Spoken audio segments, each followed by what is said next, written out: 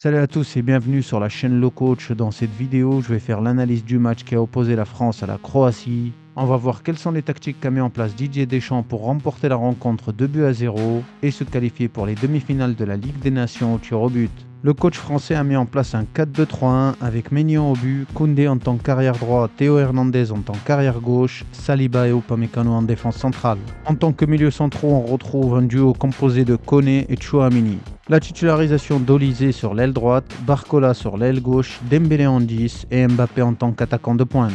De son côté, le coach de la Croatie a lui aussi mis en place un 4-2-3-1 avec Livakovic au but, Gvardiol en tant qu'arrière gauche, Sutalo en tant que défenseur central aux côtés de Kaleta Tsar, Stanisic en tant qu'arrière droit. Au milieu, le duo Modric-Kovacic, Perisic sur l'aile droite, Kramaric sur l'aile gauche. Le seul changement par rapport au match aller, c'est Suzizic en tant que numéro 10 à la place de Baturina et Budimir en 9.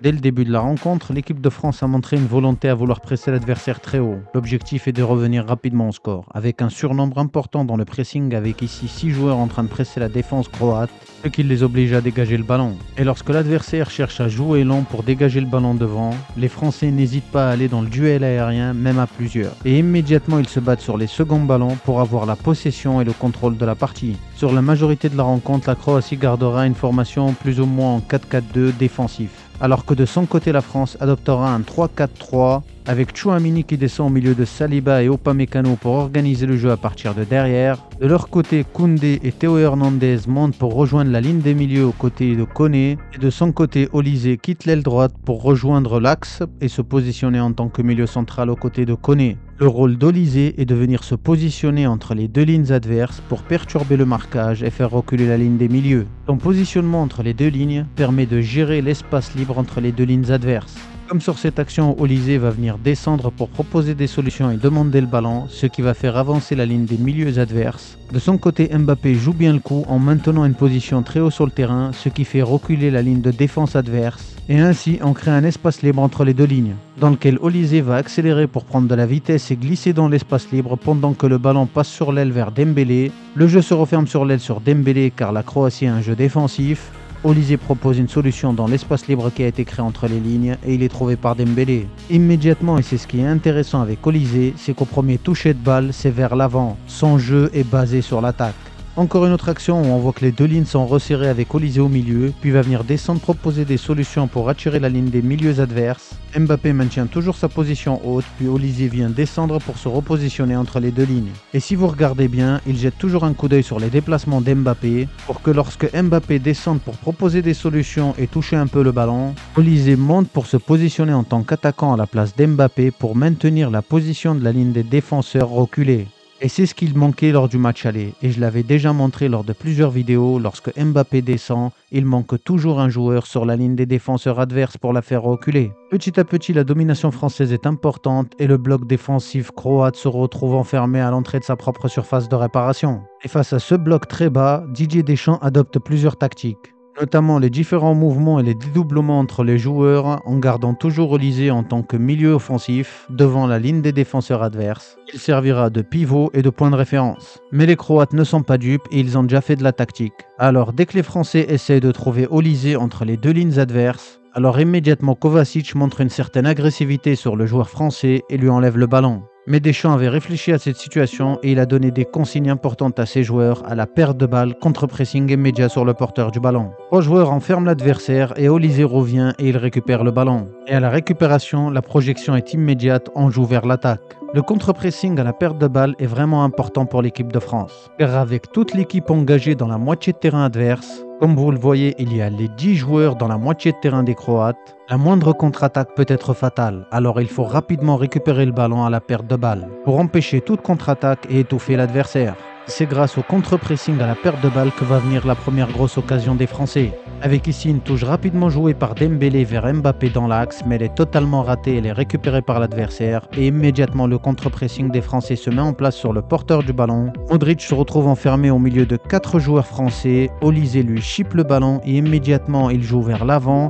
Barcola plonge dans la profondeur dans le dos de la ligne des défenses croates et il est servi par Olysée. Mais le gardien Livakovic sauve les buts croates. De leur côté, les Croates ont eu de très rares occasions pour arriver dans la surface de réparation de Maignan, comme celle-ci où Kovacic va venir chercher sur l'aile droite Perisic, mais le retour en défense des Français est exemplaire avec un surnombre important fermant au danger. Les Croates n'ont pas d'autre solution que de faire un centre hasardeux pour 2 joueurs croates dans la surface de réparation contre 4 joueurs français. Le ballon est dégagé par la défense française et immédiatement Olise récupère le ballon et se projette en attaque. Comme sur cette récupération de balle par Koné, Olise va venir chercher Mbappé en pivot pour prendre de la vitesse et accélérer et partir en contre-attaque. Les milieux de terrain croates sont en retard, c'est une situation de 4 contre 4. Kovacic est obligé de faire une faute tactique. Une autre tactique utilisée par Deschamps pour déstabiliser le bloc défensif croate, c'est de changer rapidement de côté avec des longs ballons pour mettre les ailiers dans des situations de 1 contre 1. Avec Barcola qui va réussir à déborder sur l'aile gauche en passant son opposant direct, puis il centre devant les buts de Livakovic, mais aucun attaquant n'est descendu au premier poteau, Mbappé préfère toujours attendre en retrait. Les Français ont aussi multiplié les centres dans la surface de réparation pour contrer le bloc défensif croate, à l'image de cette action qui a été dangereuse, où Upamecano grâce à son centre arrive à trouver la tête de Barcola qui remet en pivot en retrait pour Mbappé qui est au point de pénalty. Mbappé frappe le ballon en se retournant mais sa frappe n'est pas cadrée. En plus de tout ça, les Français ont un jeu direct en une touchée de balle. Comme sur cette action où Tchouaméni et Upamecano se battent pour récupérer le ballon et gagner le duel aérien, Tchouaméni réalise une passe vers Théo Hernandez.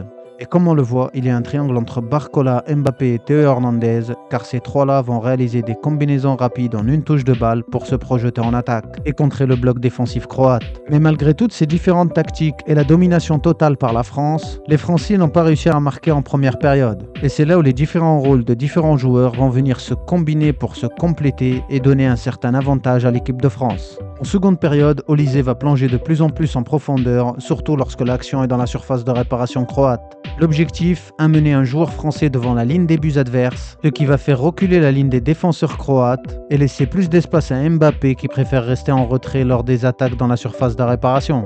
Et c'est ainsi que va venir le premier but. Mbappé vient descendre pour demander toujours le ballon en retrait et à la réception il accélère pour venir menacer la dernière ligne défensive croate, mais il se fait faucher et obtient un coup franc à l'entrée de la surface de réparation. Olise se charge du coup franc et grâce à son pied gauche il enveloppe et envoie le ballon au fond des filets.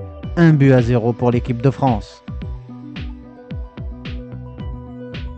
Après ce premier but, les Français ne changent rien. On apporte du surnombre sur le côté droit, puis on vient changer rapidement de côté avec un long ballon pour trouver Barcola sur l'aile gauche qui va venir accélérer pour rentrer dans la surface de réparation croate. Un autre point, Deschamps a utilisé dans sa tactique la volonté d'Mbappé de ne pas plonger dans la surface de réparation adverse, mais de toujours rester en retrait. Comme sur cette action où le corner va être joué à Mbappé qui est en retrait à l'entrée de la surface de réparation croate et qui va armer la frappe, mais sa frappe n'est pas cadrée. Et de son côté, Olise multiplie les appels en profondeur dans le dos de la ligne des défenseurs adverses pour pouvoir attirer le bloc défensif et le faire reculer. En multipliant les appels, Olise réalise quelque chose d'extrêmement important, il fait reculer la ligne des défenseurs adverses, mais surtout il attire son opposant direct Kovacic qui est un milieu et le fait reculer lui aussi, ce qui fait reculer la ligne des milieux croates et permet de laisser un espace important pour les défenseurs français pour pouvoir organiser le jeu, avec ici les 5 joueurs qui ont un avantage sur les 2 attaquants croates pour pouvoir garder le ballon et organiser la tactique. Encore une autre action, Olise va être trouvé entre les 2 lignes adverses et immédiatement il va venir chercher Dembélé sur l'aile droite qui va déborder. Mbappé de son côté a décidé de plonger dans la surface de réparation adverse sur cette action. Et là où Olise est très intelligent, il observe le positionnement d'Mbappé qui est monté au point de pénalty, alors lui de son côté il reste en retrait à l'entrée de la surface de réparation. L'objectif d'Olise, couvrir les 2 positions en fonction du choix d'Mbappé. Et c'est ce que l'on voit clairement sur cette action. Lorsque Dembélé est en possession du ballon, Olise voit que Mbappé ne rentre pas dans la surface de réparation pour faire reculer les défenseurs centraux croates. Alors immédiatement il initie l'action et avance pour faire reculer les 2 défenseurs centraux croates super bas. Ce qui laisse un espace important à l'entrée de la surface de réparation dans lequel vient se positionner Mbappé, mais Dembélé se mêle les pinceaux et fait la passe en arrière. Et c'est ce que l'on voit aussi sur cette action avec les Français qui vont mener une action de combinaison rapide en une touche de balle vers l'avant. Avec ici Olise qui maintient toujours une position axiale tout en maintenant sa position d'attaquant, alors que de son côté Mbappé descend pour réaliser le jeu en pivot en une touche de balle. L'action de combinaison rapide en une touche de balle est parfaitement réalisée, le ballon arrive dans la surface de réparation croate, mais Olise réalise la passe de trop. En plus de tout ça, les Français continuent à pousser en réalisant des centres dangereux dans la surface de réparation croate pour revenir au score.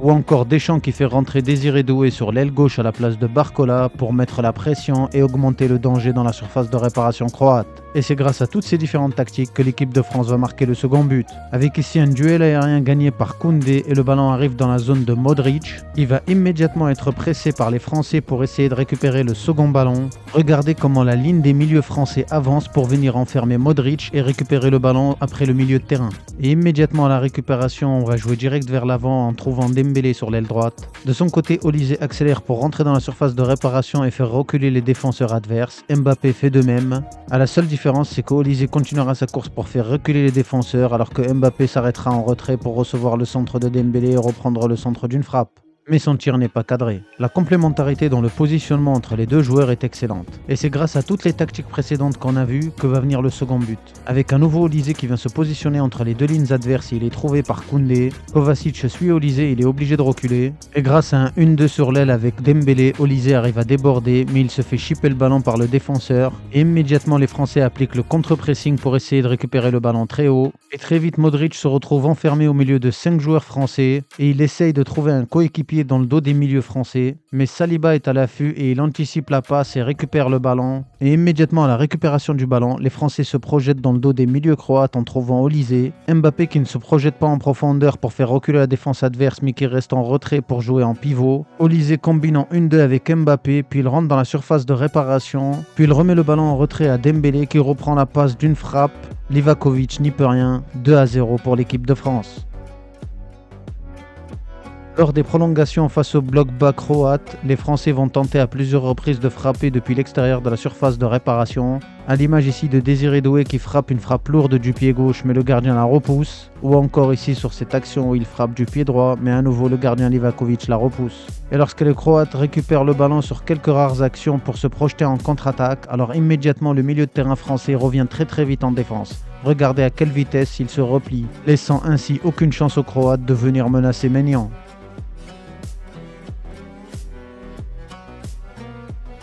Lors de la dernière période des prolongations, les Français vont se créer deux grosses occasions, à l'image ici de Camavinga qui se débarrasse du milieu de terrain croate pour lancer en profondeur Mbappé qui va contrôler dans la surface de réparation. Et il frappe, mais sa frappe est repoussée par le gardien croate. Et voici la dernière occasion de but pour l'équipe de France avec ici Désiré Doué qui va venir chercher Mbappé qui va servir en pivot Camavinga et immédiatement Camavinga le lance en profondeur. Mbappé reprend le ballon d'une reprise de volée du pied droit, mais à nouveau le gardien Livakovic repousse le danger. Place à présent à la séance des tirs au but, avec plusieurs renversements de situation. Le résultat de la rencontre s'est joué sur ce dernier penalty de Stanisic et l'arrêt de Maignan avec une très belle détente et une main ferme. Et de son côté, Upamecano transforme son penalty et bat le gardien Livakovic. L'équipe de France se qualifie pour les demi-finales de la Ligue des Nations. Sur toute la rencontre, la France a montré une certaine maîtrise et a pris le dessus total sur la Croatie. Avec 2,61 d'expected goals pour l'équipe de France, alors que la Croatie n'en a que 0,18. Et environ 62% de possession de balle pour les Français sur 120 minutes de jeu. La maîtrise totale de l'équipe de France, on peut le voir clairement sur cette carte de chaleur. Avec à gauche l'équipe de France qui a une position principalement en rouge qu'on retrouve au milieu de terrain et qui prend le dessus sur les ailes, et surtout la couleur vert-jaune qui couvre aussi la surface de réparation croate. Alors que la Croatie a de son côté été principalement en défense comme on peut le voir ici avec la trace rouge foncé qui est positionnée dans la surface de réparation croate, ou encore le manque de couleur dans l'axe dans le milieu de terrain français. Pour conclure, Didier Deschamps et les Français ont réalisé une prestation XXL. Une maîtrise complète et totale de la rencontre, grâce aux différentes tactiques qu'il a mis en place. Que ce soit le pressing intensif, le contre-pressing à la perte de balle, la projection immédiate en attaque à la récupération du ballon, les changements de côté rapides avec des longs ballons, le positionnement d'Olysée en tant qu'électron libre qui va venir se positionner entre les lignes adverses, ou encore sa couverture des espaces libres laissés par Mbappé et Dembélé. Toutes ces tactiques ont été réalisées avec brio. Si la France avait un peu plus de réussite devant les buts, ils auraient pu aggraver le score facilement. À nouveau, Deschamps a su renverser la situation et revenir au score, et il a peut-être enfin réussi à trouver un sérieux remplaçant d'Antoine Griezmann. Bravo à Didier Deschamps et à l'équipe de France pour cette belle victoire, et je suis déjà impatient de regarder la demi-finale contre l'Espagne juin prochain. Si le contenu t'a plu, n'hésite pas à partager, à commenter et à liker, c'est important pour la réussite de la chaîne. Et moi je te dis à dans une prochaine analyse et une prochaine vidéo. Ciao!